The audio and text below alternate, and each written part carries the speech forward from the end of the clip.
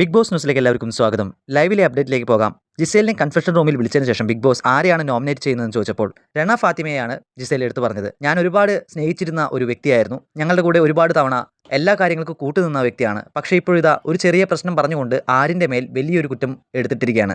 ഞങ്ങളൊക്കെ ഒരുമിച്ച് കിടക്കുന്ന സമയത്ത് ആര്യൻ ഒരു സിസ്റ്ററെ പോലെയാണ് അവളെ കണ്ടിട്ടുള്ളത്.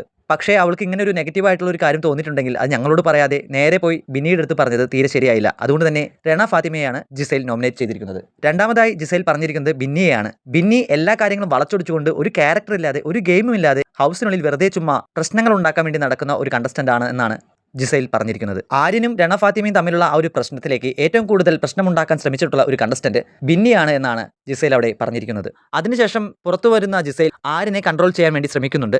ആര്യൻ്റെ അടുത്ത് ദേഷ്യപ്പെട്ട് സംസാരിക്കേണ്ട, ഈ ഒരു പ്രശ്നം വലുതാക്കാൻ വേണ്ടി പലരും ശ്രമിക്കുന്നുണ്ട്, നീ കൺട്രോൾ ആവണം എന്ന് പറയുന്നുണ്ട്.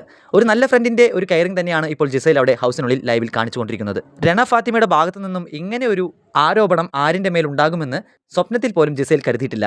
സത്യത്തിൽ എനിക്കും തോന്നിയത് ആര്യൻ്റെ ഭാഗത്ത് നിന്ന് ഒരു സിസ്റ്ററെ പോലെ അല്ലെങ്കിൽ കളിക്കുന്ന ഒരു കുട്ടിയെ പോലെയാണ് ആര്യൻ അവിടെ രണ ഫാത്തിമയെ കണ്ടിട്ടുള്ളൂ. അതുകൊണ്ട് തന്നെ രണ ഫാത്തിമയെ ഉണ്ടാക്കിയിട്ടുള്ള ആ ഒരു ബാഡ് ടച്ചിൻ്റെ കാര്യം ശരിക്കും ആര്യനും അവിടെ നല്ല രീതിയിൽ ഫീൽ ആയിട്ടുണ്ട്. ആര്യൻ ബിഗ് ബോസിൻ്റെ അടുത്ത് കൺഫെഷൻ റൂമിൽ ഈ ഒരു കാര്യത്തെ പറ്റി പറയണമെന്ന് പറഞ്ഞ് റിക്വസ്റ്റ് ചെയ്യുന്നതായും ലൈവിൽ കാണിക്കുന്നുണ്ട്. ആര്യൻ്റെ ബോഡി ലാംഗ്വേജ് വെച്ച് നോക്കുമ്പോൾ ആര്യൻ അവിടെ തെറ്റ് ചെയ്തിട്ടില്ല എന്ന് തന്നെയാണ് നമുക്കും അറിയാൻ സാധിക്കുന്നത്. പക്ഷേ ക്യാമറയുടെ മുന്നിൽ ഈ ഒരു കാര്യം എടുത്ത് കാണിച്ച സമയത്ത് നമ്മൾക്ക് എല്ലാവർക്കും അതിലൊരു നെഗറ്റീവായിട്ടുള്ള ഒരു കാര്യമുണ്ടോ എന്ന് തോന്നിപ്പിക്കുന്ന രീതിയിൽ ബിന്നി അവിടെ പ്രവർത്തിച്ചു എന്ന് വേണമെങ്കിൽ പറയാം. ഈ ഒരു കാര്യം കൂടെ പറഞ്ഞുകൊണ്ടാണ് ഇപ്പോൾ ബിന്നിയെയും കൂടെ ജിസൈൽ നോമിനേറ്റ് ചെയ്തിരിക്കുന്നത്. അങ്ങനെ രണ ഫാത്തിമയെയും ബിന്നിയെയുമാണ് ജിസൈൽ ഇപ്പോൾ നോമിനേറ്റ് ചെയ്തിരിക്കുന്നത്. കൂടുതൽ അപ്ഡേറ്റിനായി കാത്തിരിക്കാം. അതുവരെയും നമ്മുടെ ഈ ചാനൽ മറക്കാതെ സബ്സ്ക്രൈബ് ചെയ്യൂ, ലൈക്ക് ചെയ്യൂ.